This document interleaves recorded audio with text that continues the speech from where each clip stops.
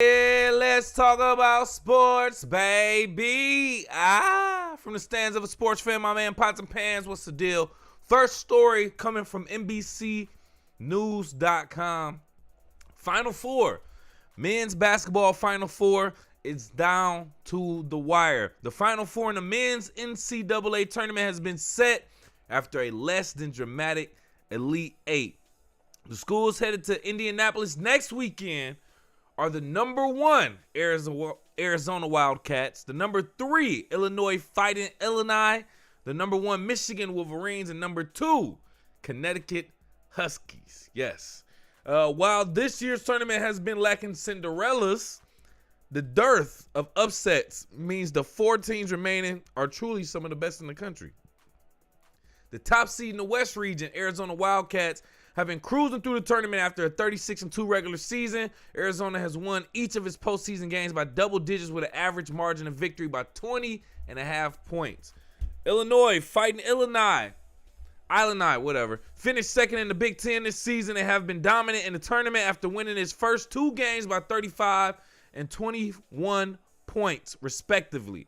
Illinois took out number 2 Houston in the Sweet 16 and number 9 Iowa in the Elite Eight. Michigan Wolverines were the top team in the Big Ten this year and entered the Final Four with the emphatic victory over number 6 Tennessee. After winning by no fewer than 13 points in the first 3 rounds, Michigan unloaded on the Volunteers, winning 95-62 to punch its ticket to Indianapolis in the Final Four. And last but not least, the Connecticut Huskies won back-to-back thrillers to make the Final Four, surviving against number 3 Michigan State in the Sweet 16 before overcoming a 19-point deficit to shock number 1 Duke with a 73-72 win in the Elite Right. It was a crazy game that was, and we'll break that down. But you can see on the green screen behind me, this is the official Final Four in men's basketball for the 2026 season. UConn versus Illinois. Then you got Michigan versus Arizona. This is happening next weekend, by the way. What was that? April 2nd, 3rd, something like that. Thursday, Friday. Anyway, the dates are right there. Everything is right there on your screen as far as, the bracket and, the most recent games at least. Who predicted that? I did have Michigan going all the way to the national championship. I will say that. And I still have that predicted. I actually got Michigan winning it all. Especially at this point. They ain't got to go against Duke or nothing like that. Oh, it's on and popping for Michigan. And then that UConn and that UConn game, man. Can we talk about that? Let's just get straight to it. So I want to talk about that UConn and Duke game, man. Probably the latest nail-biting thriller in the entire NCAA men's basketball tournament. So getting straight to it, this is coming from Yahoo Sports, sports.yahoo.com. All Caden Boozer had to do was hold on to the ball. If he did, Duke would be the ones headed to Indianapolis. Instead, after they blew a 19-point lead and gave up a wild game winner, the Blue Devils are headed home from the NCAA tournament early. You can say relatively early, right? After the Elite Eight. The number 2 UConn stunned the top-seeded Blue Devils and grabbed a 73-72 win at Capital One Arena in Washington, D.C. on Sunday night to make it back to the Final Four for the 3rd time in the last 4 seasons. That's all thanks to Braylon Mullins, who hit a ridiculous logo 3-pointer with just 0.4 seconds left on the clock. You should have saw this. I watched it live. Ain't no way I thought Duke was about to lose this game. UConn just slowly crept their way up, bro, and just end up winning.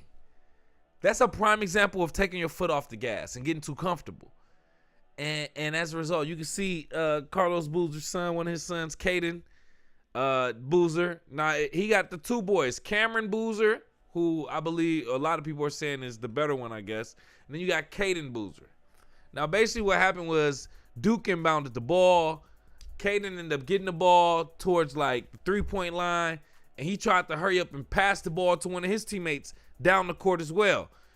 It was 2 UConn defenders jumped up and basically just intercepted the ball And UConn came down, got possession of the ball, and Braylon Mullins just threw up a ridiculous. I mean, literally, I was like, why would you shoot that shot, bro? You could have stepped up a few more feet.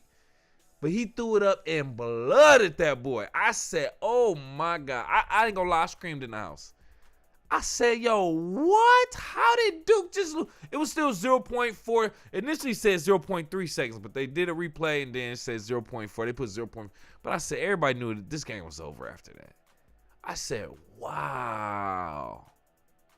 Duke really lost that game. Duke really got put out. I really had Duke, I believe, going all the way to the Final Four at the least. But they didn't even do that. Oh, man. So, Caden Boozer looking kind of very disappointed. He put it all on his shoulders. He said, I ruined our team season. I don't think it's not all your fault. You can't put the entire game on your, you know what I'm saying? It shouldn't have came down to you. Y'all had a 19-point lead. That whole 19-point deficit comeback ain't your fault. That's a whole team thing.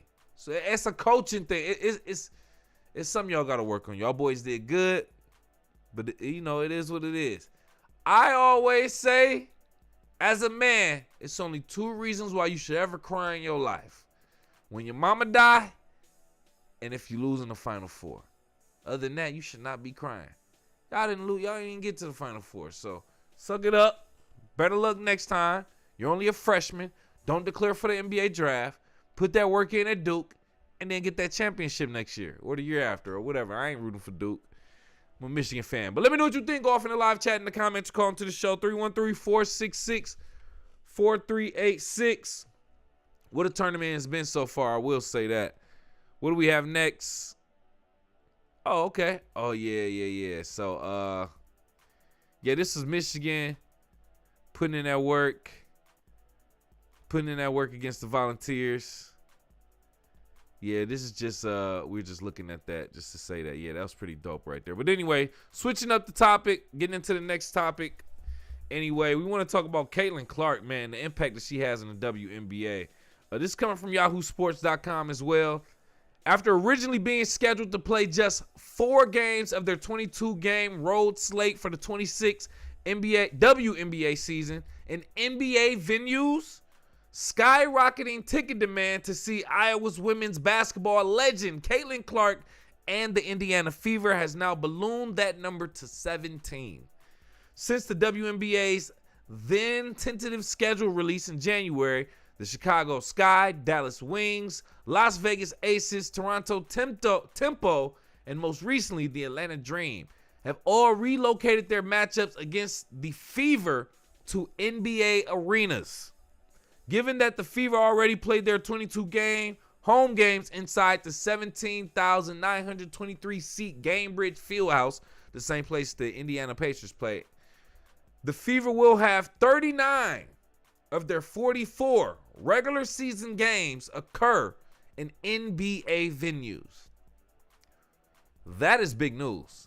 Now, in case you did not know that, for one, WNBA only plays 44 games, not 82 games like the NBA. For 2, they do not play in NBA arenas or NBA size arenas traditionally. They usually play in like some big college arena or G League arena or something like that, a local college. So they're saying Caitlin Clark's hype is going on and so big still, pause, that all of those Indiana Fever games are selling out and the demand is so crazy, they're putting them in NBA stadiums now. They have to upsell those tickets, trying to get that bread on the Caitlin Clark tour. They're saying every arena she goes to, basically, they're going to, except for 5 games. There's only 5 games Caitlin Clark plays that is going to be in a WNBA arena or college or something less than an NBA arena. Y'all can't hate on this girl. Caitlin Clark is the draw. Let's be real. Now, Angel Reese, she may have the personality, likability. She may be out there socially a lot more. Asia Wilson, she may be the dominant player. She may have the most rings and most MVPs. But Caitlin Clark is the draw for the WNBA. Let's keep it a buck. Caitlin Clark is the reason why y'all getting this leverage with the money, the salaries. She's the reason that y'all getting the viewership. She's the reason y'all playing in NBA arenas. Y'all got to give it up to her, bro. I mean, what? Hate it or love it. Hate it or love it. I just wanted to speak on that, man. Like, that is a crazy thing. This girl is selling out arenas. She's going on an arena tour and selling them out. So, hey, man, and I think she was injured for like a significant portion last season, too, and people still want to pay to see her play. I don't even think the Indiana Fever has, like, made it deep in postseason contention. Not with her, at least. So, last year they went to the postseason, but I don't think they did anything crazy. But now, like, it is showing, like, people want to see Caitlin Clark, and it's affecting other teams as well. As a result, teams like the Chicago Sky, Dallas Wings, Atlanta Dream, Toronto Tempo, the new team, Toronto Tempo, they get to play in NBA arenas. Those players, they got to thank Caitlin Clark for that, whether they love her or not. So, I don't know. We don't want to speak on it too much. Who is the biggest star in the WNBA? Is it Angel Reese, Caitlin Clark, Asia Wilson, Aaliyah Boston? Anybody else you could think of? Go off in the live chat in the comments, call into the show. 313-466-4386. Do I have any more? Oh, just a few more topics, actually. Just a few more topics. So, yeah, we got this one right here. We're going to go ahead and get into this one right here. This is coming from USAtoday.com. The International Olympic Committee announced on March 26, 2026, that transgender athletes and athletes with differences of sex development, DSD, will be barred from competing in the Olympics. The new eligibility policy is slated to begin at the Los Angeles Summer Games in 2028 July. Caster Semenya, a South African two-time Olympic gold medalist in the 800 meters, publicly criticized the decision, and IOC President Kirsty Coventry at a news conference in Cape Town on March 29, 2026. Semenya was assigned female at birth, but has naturally higher testosterone levels and has been excluded from major international events because she refused medication to lower those testosterone levels. The IOC's policy reverses its 2004 decision that allowed transgender women to compete. I didn't know that there was a 2004 decision from the International Olympic Committee to allow transgender women to compete. So that was interesting, but they now just reversed that. As a result, not only transgender women, but women who have DSD. I don't want to say what it means again. You can go back. But what I'm saying is there's natural born women who have just a high level of testosterone. Like Semenya, Caster Semenya behind us. Pause. And she's like, yo, this is unfair because y'all saying I can't play and I'm a woman. I can't control my genes. My genes that I got from my parents have more testosterone. I should still be able to compete. Now that's a interesting subject because what I want to know is she dominating in all of her events? Now, she says she's a two-time Olympic gold medalist in 800. Okay, so you are getting first place. You are probably dominating. Is that the reason why? Are those your only event? Are you losing in other events? Or are you straight up getting first place and dogging in the two events or only events that you actually do? That's the interesting thing. Listen, at the end of the day, I think if you were assigned birth or given birth as a female, given a female assignment or female sex, gender, I should say, at birth, then yes, you should be able to play in women's sports. But if it's the other way around where you were born a male, man, and then transition into something else, a woman or something, no. Let's not do all that, fam. You should not be competing. That's what I agree with. Do I think this is fair, unfair? I can see you being mad at women competing in an event who seems to be built like a man. And it's just their natural gene. I can see that. I can understand it. But once again, if they're literally born female parts and all that, let them rock. It is what it is. There's some of those women out there. it should be motivation to try a little bit harder as a woman. Maybe. I don't know. Let me know what you think.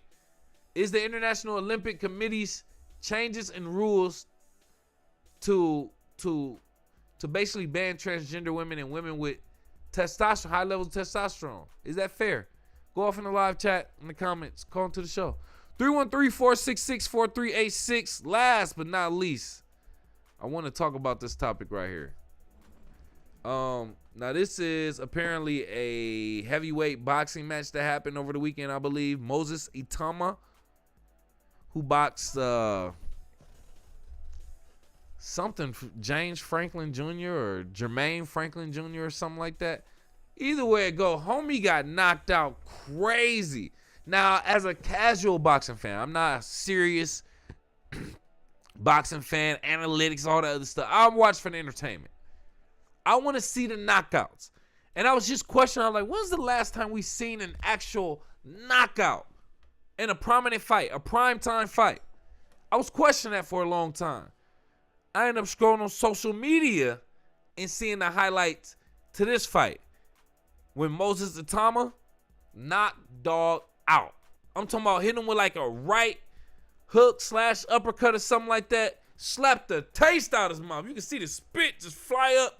Then I think he hit him with another one. Oh my God, dog just laid out. Oh my God, it looked crazy. Big dog just walked around looking at his watch like he had a watch on, like it was Dame time. Oh, it was crazy. But that was entertaining. That's what I want to see in boxing. I want to see somebody get their head knocked off respectfully. I don't want you to, lose nothing fatally or lose any senses or nothing permanent. But I do want to see you get your head knocked off if you're going to lose. That's how all fights should end. Should only end when a player is knocked out on the floor. If they personally keep getting up, you should let them box. But that's a whole nother subject. But did you see this fight? This heavyweight fight. And what do you think of Moses Itama? Let me know what you think about him. Go off in the live chat, in the comments. Call into the show. 313-466-4386. I think we about to get up out of here. That's all the topics that we have. Appreciate you again for kicking it with KC, MC. If you got this far in the video, hit the like button, subscribe button, share button. Tell a friend and tell a friend. We always appreciate it, my dog. We're going to do some more growing, more content. We got more stuff, better cameras, all that stuff coming real soon. Make sure you're just kicking it with us and riding on the train. Pause and subscribe. Other than that, we'll be back a little bit later. Appreciate you.